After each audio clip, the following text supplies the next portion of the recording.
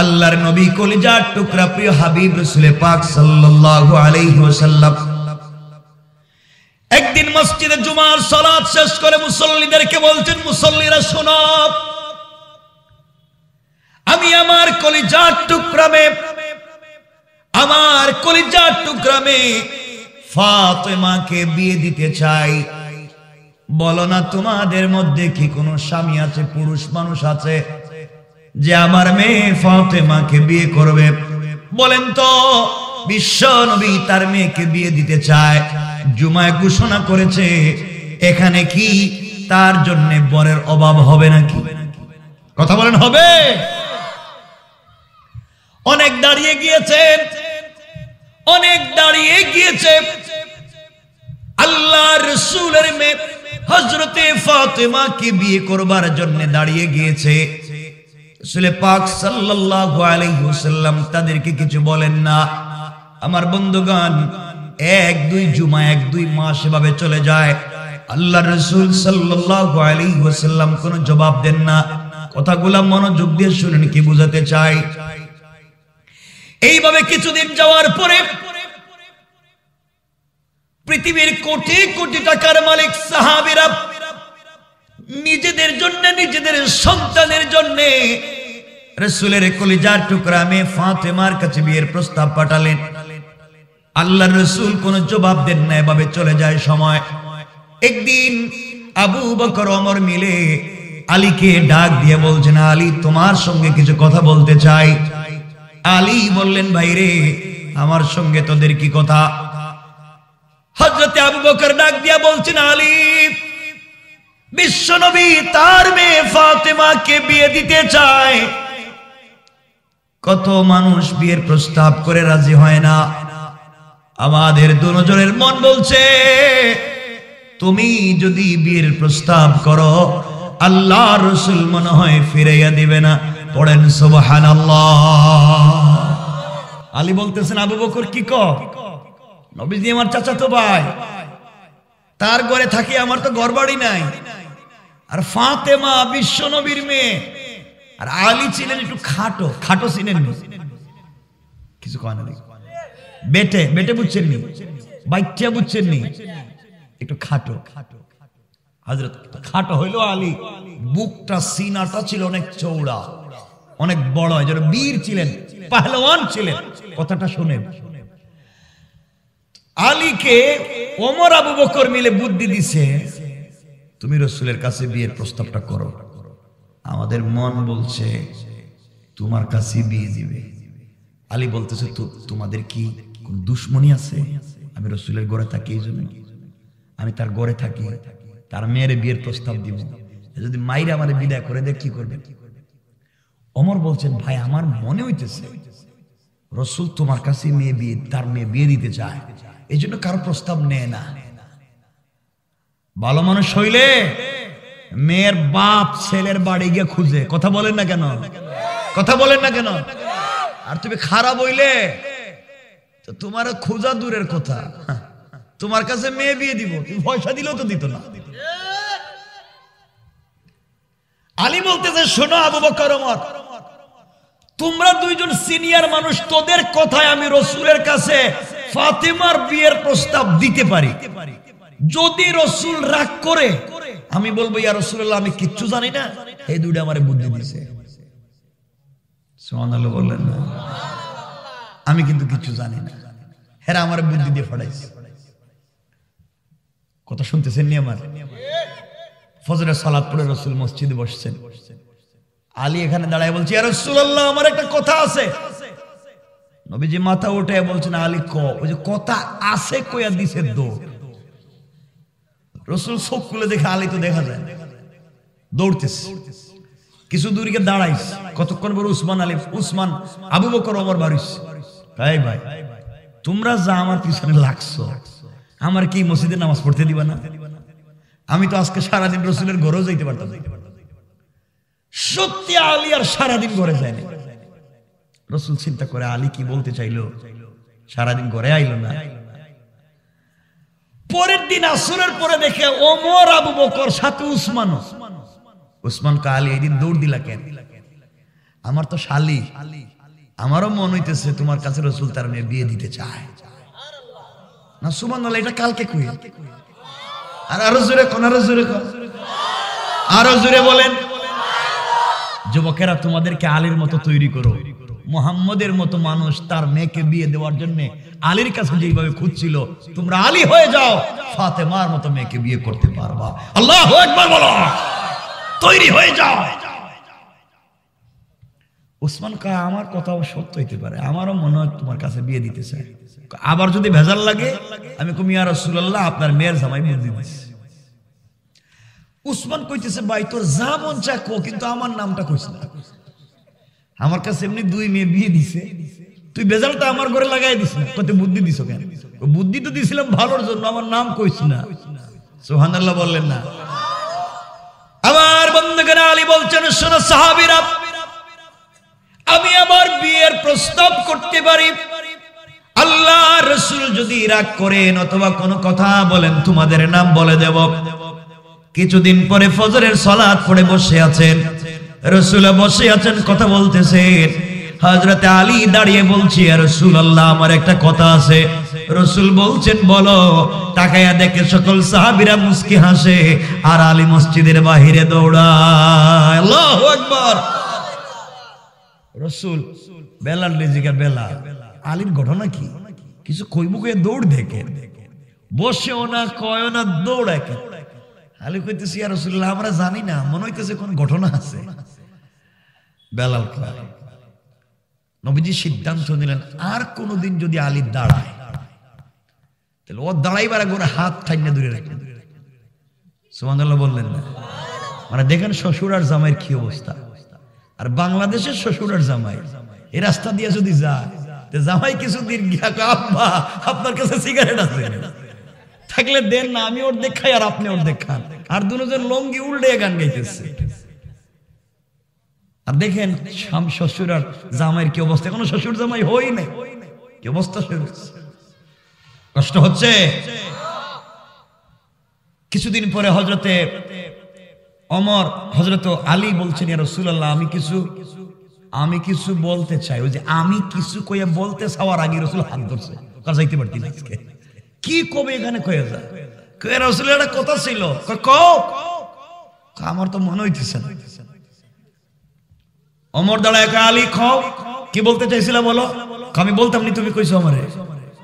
আস্তে করে ওমর বাইরে চলে গেছে, আমার বিপদে ফেলাইতেছে। আলীরে যখন রাসূল ধরছে, উসমানী অবস্থা দেখা রাসূল বলে, ইয়া রাসূলুল্লাহ, আমি কিন্তু কোনো ঘটনায় আসি নাই, এটা আপনি মনেই করবেন না, আমি ছিলামই না। নবীজি বললেন, আমি তো কিছু শুনলামই না এখনো, তুমি আগেই দেখি সারেন্ডার করো। সুবহানাল্লাহ বললেন না? আলীরে বলছেন, বলো কি ব্যাপার। আলী কয়, ইয়া রাসূলুল্লাহ, একটা কথা ছিল। কি কথা? কই তুই একটা কথাই। কোনটা? কই যেটা আপনি কইছেন। আমি কোনটা কইলাম? কই যে আপনি বলছিলেন না ফাতেমারে বিয়ে দিবেন। আমি তো বলছি, কিন্তু তুমি কোনো জামাই পাইছো, ছেলে পাইছো? ইয়া রাসূলুল্লাহ, পাইছি তো, একজন পাইছি। নাম কি? নাম আপনিও জানেন, এর বাপরেও আপনি ছিলেন, এর দাদারে আপনি ছিলেন, এর 14 গোষ্ঠীরে আপনি ছিলেন। কত নাম কি? কয় নাম আর কি, যার হাত ধরছেন এই তো। সুবহানাল্লাহ জোরে বলবেন না? আল্লাহু আকবার জোরে বলেন। যার হাত ধরে রাখছেন এই তো। তুমি আলী, তুমি আমার মেয়ের বিয়ের প্রস্তাব করতেছো? কই, ইয়া রাসূলুল্লাহ, আমি না, কিন্তু উসমান, আবু বকর, ওমর। তাকায় দেখ কোনটা নাই মসজিদে, সব চলে গেছে। ইয়া রাসূলুল্লাহ, এরা আমার বুদ্ধিতে দাঁড় করাইছিল, এরা চলে গেছে। রাসূল নিজে দাঁড়াইলেন, আলীকে বুকের সঙ্গে জড়িয়ে ধরলেন, কপালে চুম্বন করে বলছেন, আলী, আমি এতদিন ধরে অপেক্ষা করতেছি, কত কোটিপতির ছেলেরা বিয়ের প্রস্তাব করছে, বিয়ের প্রস্তাবে রাজি হইনি। আমি তো অপেক্ষা করি তোমার জন্য, কিন্তু আল্লাহ তো ফাতেমার সঙ্গে তোমার বিয়ের কথা আমাকে বলে দিয়েছে। আল্লাহু আকবার। আরো জোরে বলেন আল্লাহু আকবার।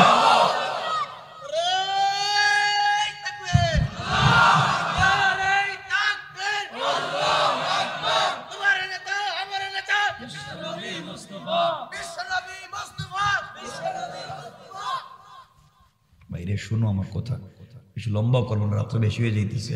আপনাদের কষ্ট হচ্ছে, অসুবিধা হয়? একজনও উঠেন না, বসে রয়েছেন মাশাআল্লাহ, যতটুকু জায়গা আছে বসে থাকেন, শুধু শুনেন কয়েক মিনিট মনোযোগ দিয়ে কি বলতে চাই। নবীজি বলছেন, আলী আমি তো তোমার কাছে আমার মেয়ের বিয়ে দিতে চাই, তুমি রাজি? ইয়া রাসূলুল্লাহ রাজি মানে আমি এখনই রাজি। নবীজি বলেন, বিয়ে করবা যে মোহর আসেনি, পয়সা আসেনি। পয়সা মানে কি?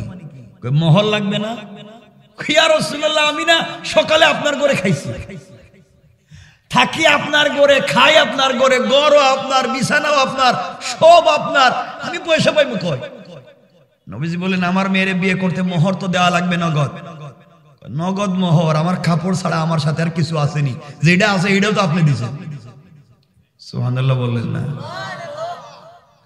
নবীজি বললেন, আলী আমি এত কিছু বুঝি না, তুমি মোহর দেওয়া লাগবে। কোন জিনিস বিক্রি করেও, আমার তো কোনো জায়গা জমি নাই। নবীজি বললেন, তোমার একটা অস্ত্র আছে, তরবারি আছে, জুলফিকার, ওটা বিক্রি করো। ইয়া রাসূলুল্লাহ ফাতেমারে পাওয়ার জন্য জুলফিকার কেন? আমারে বিক্রি করে দিলে আপত্তি নাই। তোমারে বিক্রি করলে আবার বিয়ে করবো কেমনে? হযরতে আলী জুলফিকার সঙ্গে নিয়ে বাজারে বিক্রি করতে দৌড়ায়। কিছু দূর যাওয়ার পরে রাস্তায় হযরতে উসমানের সঙ্গে দেখা। উসমান বলছেন, না আলী দৌড়াও কই? আলী বলতেছেন, উসমান তুমি বুঝবা না, আমার জরুরি কাজে দৌড়াই। অথচ উসমান বুদ্ধি দিছে, এখন উসমান রে কয় আমার জরুরি কাজে যাই। উসমান বলেন, কোথায় যাও আমাকে বলো, আমার কাজ আছে। উসমান বললেন, না বললে তোমাকে ছাড়বো না। কারণ উসমান ঘর থেকে খবর পাইছে। আল্লাহু আকবার বলেন। উসমান যখন ধরছে বলছে, বলো তুমি কেন যাও? আলী বলছেন, ওই যে ফাতেমার বিয়ের প্রস্তাব করছিলাম, রাজি, আল্লাহর রাসূল রাজি, জুলফিকার বিক্রি করতে যাই, টাকা দিয়ে তার মোহর দেওয়া লাগবে। হযরত উসমান বলছেন, বাইরে ব্যবস্থা করলাম আমি, আমরা তিনজন মিলে। কই তোমরা করলে কি? তোমরা তো ভাগছো। হযরত উসমান বলছেন, জুলফিকারের দাম কত বলো? দাম নির্ধারণ করে হযরত উসমান জুলফিকারের পয়সাগুলো আলীকে দিয়ে বলছেন, আলী রে যাও, ওই টাকাটা দিয়া মোহর দিয়া বিয়ের বাজার করে নিয়ে যাও। আর জুলফিকার আমি কিনে নিলাম। উসমানের চিন্তা হলো, আলীর পছন্দের একটা তরবারি জুলফিকার, ওটা যদি বিক্রি করে দেয় চলবে কেমনে? আমি কিনে নিলাম, আর আমার শালীর বিয়েতে আমি জুলফিকার গিফট করে দিলাম। আল্লাহু আকবার বলেন। জিনিস যার, তার কাছে আবার পৌঁছেও যাইতেছে, মোহরও হয়ে যাইতেছে, বিয়াও হয়ে যাইতেছে। আল্লাহু আকবার। কি চমৎকার আদর্শ রাসূল তৈরি করেছিলেন পৃথিবীতে। আমার বন্ধুগণ, কথাগুলো দিল দিয়ে বুঝবেন। রাসূল পাক আলীর কাছে, ফাতেমার কাছে গেলেন। ফাতেমার কাছে গিয়ে বলছেন, মা আলী বিয়ের প্রস্তাব করেছে, তোমাকে বিয়ে দিতে চাই, তুমি কি রাজি? ফাতেমা বলছেন, বাবা কোন আলীর কথা আপনি বলেন? এই যে আমাদের ঘরে থাকে আলী। ফাতেমা শুনে মুচকি হাসি দিয়ে ঘরের ভিতরে চলে গেলেন, জবাব দিলেন না। আল্লাহর রাসূল বুঝতে পারলেন, আমার মেয়ে এই বিয়েতে রাজি, সেও চায়, আমিও রাজি, মেয়েও রাজি। এই বিয়েতে স্বয়ং আল্লাহ তাআলাও রাজি হয়ে গিয়েছে। নবীজি বিয়েটা পড়াইয়া দিলেন। বিয়েটা পড়াইয়া দেয়া ফাতিমার বিয়েতে নবীজি গিফট করে হাদিয়া দেয় খেজুর গাছের ছালা দিয়া, পাতা দিয়া তৈরি করে একটা তোশক আর বালিশ, পানি উঠাবার জন্য শুধু একটা মশক, আর রুটি বানাবার জন্য একটা চাকি, আর কিছুই নাই। আল্লাহ রাসূল আলীর কাছে গেলেন। আলীকে গিয়া বলছে, আলী তোমার কাছে আমি কারে উঠাইয়া দিলাম তুমি কি জানো? ও আমার কলিজার টুকরা মেয়ে, মা মরা মেয়েটাকে তোমার কাছে উঠিয়ে দিয়েছি। আলী খবরদার আমার মেয়েটাকে কোনোদিন কষ্ট দিও না। আমার ফাতেমা যদি কষ্ট পায়, আমি রাসূল কষ্ট পাবো, তোমার দুনিয়া আখিরাত ধ্বংস হয়ে যাবে। আলীরে বুঝাইয়া দিলেন। ফাতেমার কাছে গেলেন। ফাতেমাকে গিয়ে বলছেন, ফাতেমা তুমি আমার মেয়ে, তোমাকে উঠাইয়া দিচ্ছি। তুমি কি জানো আলী আমার চাচাতো ভাই, আমার কলিজার টুকরা সাহাবী, খবরদার তুমি আমার মেয়ে হিসাবে গর্ব করে আলীকে কোনোদিন কষ্ট দিও না, খবরদার। আলী যেন কষ্ট না পায়, আলী তোমার স্বামী, সে কষ্ট পেলে কোনোদিন জান্নাতে যেতে পারবে না। আমি বড় বাবার মেয়ে হিসাবে স্বামীর সঙ্গে কোনোদিন খবরদারি করবা না। এইভাবে দুইজনকে দুই দিকে বুঝাইয়া দিয়া আল্লাহর রাসূল নিজের বেডে শুয়ে দুইজনকে ডাক দিলেন। ফাতেমাকে ডাইন হাতে শোয়াইয়া, ডাইন কাদের কাছে শোয়াইয়া, আলীকে ওই পাশে শোয়াইয়া ডাক দিয়া বলছেন, শোনো আজ আমি দুইজনকে একত্রিত করে দিলাম, দুজনের অভিভাবক আমি হয়ে গেলাম। তোমরা জীবনে আল্লাহর পথে চলতে থাকো, আমি রাসূল তোমাদের মধ্যে আছি, জান্নাতেও এইভাবে আমরা একসাথে থাকতে চাই। আল্লাহু আকবার বলেন। কি সম্পর্ক! লম্বা অনেক আলোচনা, আমরা বেশি লম্বাও করবো না, আপনাদের কষ্ট দিব না। আমার মনে হইতেছে, আমার মনে কষ্ট হয়। কেউ উঠতেছেন না তো? প্রস্রাবে ধরে যদি উঠেন না, প্রস্রাব করবেন কেন?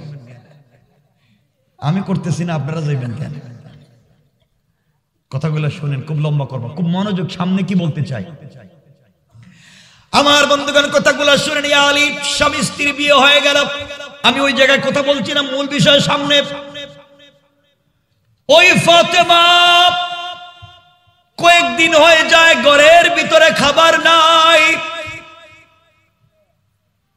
স্বামীর কাছে ডাক দিয়া বলেছেন, স্বামী রে আমার ঘরে খাবার নাই, আমার কোনো কষ্ট নাই, কিন্তু সহ্য করতে পারি না, অনেক সময় শরীর কাঁপে।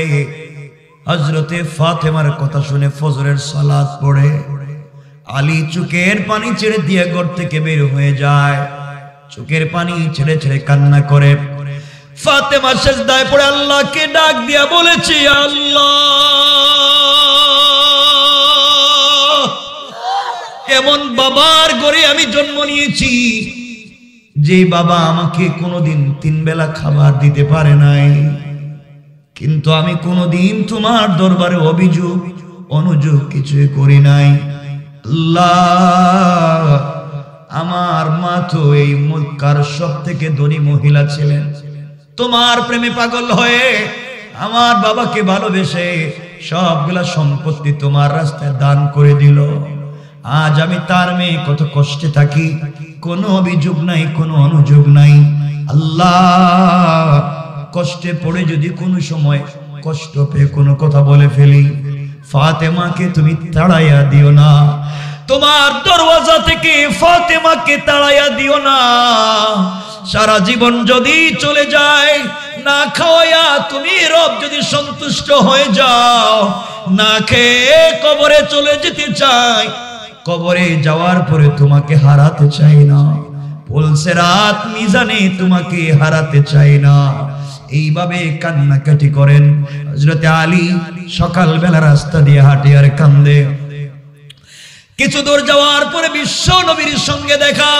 নবীজি ডাক দিয়া বলছেন, আলী এত সকালবেলা কোথায় যাও, কেনই বা কান্দো, কি হয়েছে? আলী বলছেন, ইয়া রাসূলুল্লাহ কয়েকটা দিন হয়ে গেল ঘরে কোনো খাবার নাই, এই জন্য আর সহ্য হয় না, ঘর থেকে বের হয়েছি। আল্লাহর রাসূল কথাগুলো শুনলেন, নিজেও কাঁদলেন, ফাতেমার খবর নিলেন, ঘরে খাবার নাই শুনে কাঁদলেন। আমার বন্ধুগণ, হাদিসে এসেছে আল্লাহর রাসূল ডাক দিয়া বলছেন, আলী খাবারের সন্ধানে বের হয়েছো, কাজের সন্ধানে বের হয়েছো, আলী রাস্তার কর্নারে যাও, গিয়ে দেখবা কতগুলা খেজুর গাছ, ওই গাছের নিচে দাঁড়াইয়া দাঁড়াইয়া বলবা, খেজুর গাছ রে আল্লাহর হুকুমে, আল্লাহর ইচ্ছায় নবীজি বলে দিয়েছে আমি আলীকে কিছু খেজুর পৌঁছে দেওয়ার জন্য। হযরত আলী গাছের কাছে চলে যায়, বাগানের কাছে চলে যায়, রাস্তার কর্নারে গিয়ে দেখে খেজুর গাছ আছে ঠিকই, খেজুর গাছে খেজুর থাকবে দূরের কথা, গাছে একটা পাতাও নাই। আল্লাহু আকবার! কি কালকে হযরত আলী বিশ্বাস ছিল হাসবি আল্লাহ, আল্লাহ আমার জন্য যথেষ্ট। নবীজি বলেছেন রাসূলের কথা তো ভুল হতে পারে না। গাছের গোড়ায় গিয়ে কান্না করে আল্লাহকে ডাক দিয়া বলছেন, আল্লাহ তোমার বন্ধু বড় মুখ করে পাঠাইয়া দিয়েছে, তোমার নাম বলে পাঠাইয়া দিয়েছে, কিন্তু গাছে তো পাতাও নাই। গাছকে উদ্দেশ্য করে বলছেন, গাছ রে, আল্লাহর হুকুমে রাসূল বলে দিয়েছেন কিছু খেজুর পৌঁছে দেওয়ার জন্য। আলীর কথা শেষ হতে দেরি হয়েছে, রাসূলের বরকতে এই মরা গাছ থেকে তাজা তাজা খেজুর পড়তে দেরি হয় না। আল্লাহু আকবার, আর জোরে।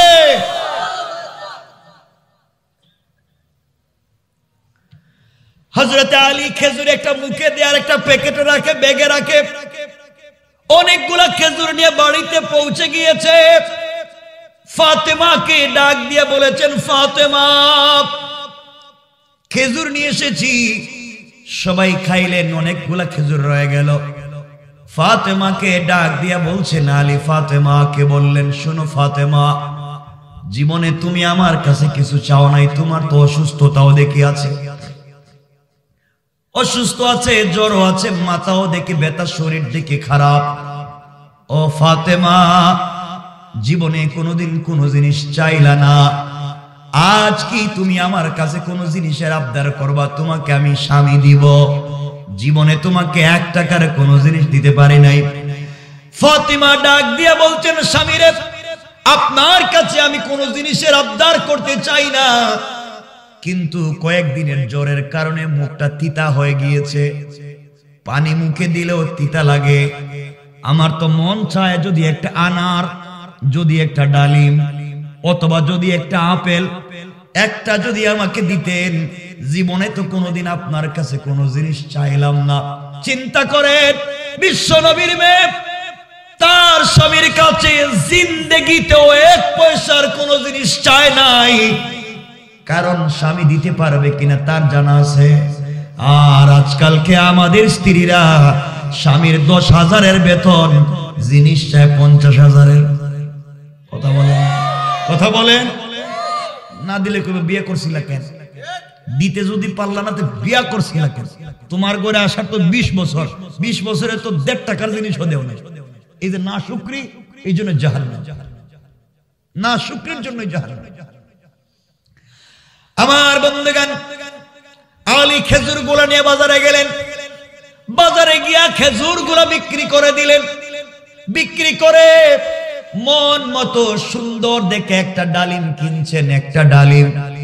মনে বড় আশা, জীবনে স্ত্রী কিছু চায় নাই, একটা ডালিম চাইছে। আজকে আমি স্বামী তো খুব বড় ভাগ্যবান, ডালিম কিনছি, বাড়িতে নিয়ে যাব, নিজের হাতে বানবো, নিজের হাতে স্ত্রীরে খাওয়াইয়া দেব।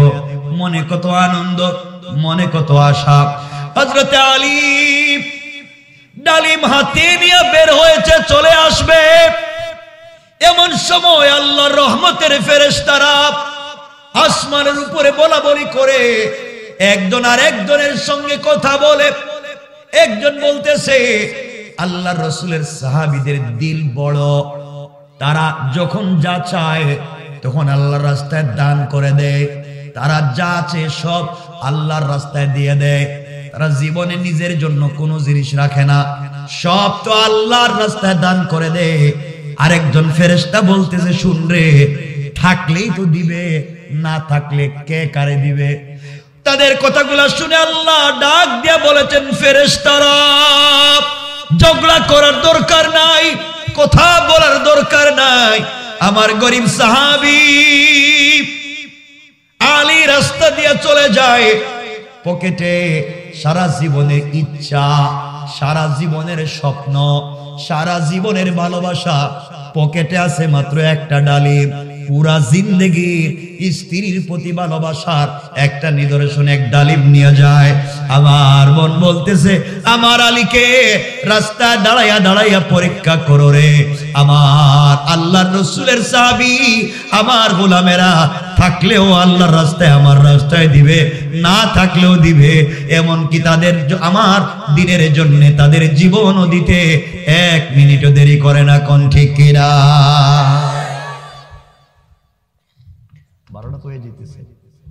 12টা তো হয়ে যেতেছে।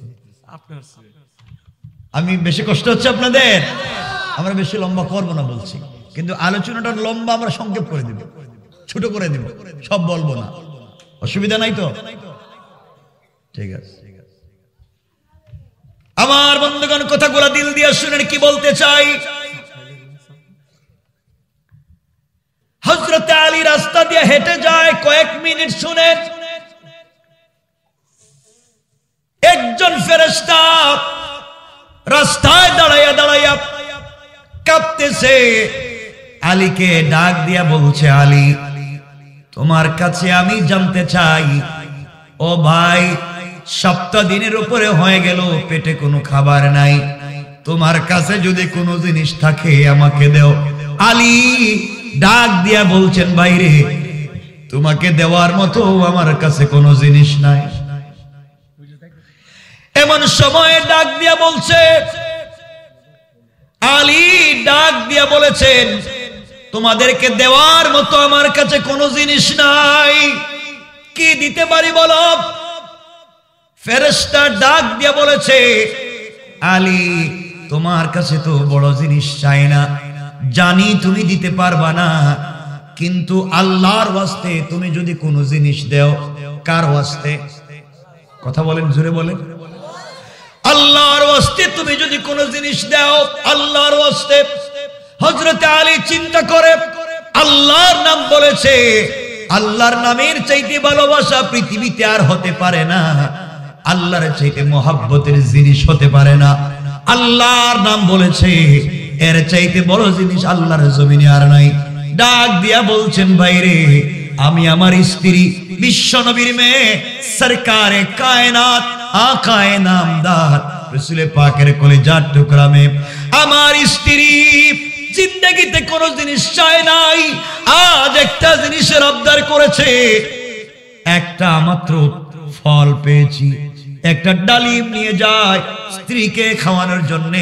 তুমি রাস্তা আল্লাহর নাম বলেছো, পুরাটা দিতে পারবো না, অর্ধেকটা তুমি খেয়ে ফেলো, অর্ধেক আমাকে দিয়ে দাও। আমি যেন জিন্দেগির প্রথম ভালোবাসা, সারা জিন্দেগিতে স্ত্রী আমার কাছে কোনো জিনিসের আবদার করলো না, আজ একটা ছোট্ট জিনিসের আবদার করেছে, ওটা যদি আমি দিতে না পারি, আমি স্বামী হিসাবে কেমন জানি ব্যর্থ হয়ে যাই। অর্ধেক দিয়ে দিলেন। দারাকুতনিতে আনাস ইবনে মালিক বলেন, অর্ধেক খেয়ে নিয়েছে, বসে বসে বলছে, আলী, পাশে বসে থাকো, তোমাকে দেখে দেখে খেয়ে নি। অর্ধেক খেয়ে নেওয়ার পরে ডাক দিয়ে বলছে, আলী, অর্ধেক দিয়েছো, আমার মনে হয় কলিজার অর্ধেক ঠান্ডা হয়ে গিয়েছে, বাকি অর্ধেকটাও দিলে পুরাটা কলিজা, পুরাটা বডি, দিল ঠান্ডা হয়ে যাবে। আমরা হইলে এখানে মাইল লাগাইয়া দিতাম। তোমার কি সমস্যা? স্ত্রীর জন্য নিয়েছি, তুমি দেখা যায় সব চাও। ফকির ডাক দিয়া বলছে, আমার জন্য নয়, আল্লাহর ওয়াস্তে যদি তুমি দাও, আল্লাহর ওয়াস্তে দাও। আলী চিন্তা করে, আমার আল্লাহর নাম বলেছে, আর দেরি করা যায় না, আর বাদ দেওয়া যায় না। তিনি বাকি অর্ধেক দিয়ে দিলেন। পুরা ডালিম দান করে, পুরা জিনিস দান করে, পুরা ভালোবাসা দান করে রাস্তা দিয়ে হাঁটে। চিন্তা করে, হারে, বাড়িতে গিয়ে কি জবাব দিব?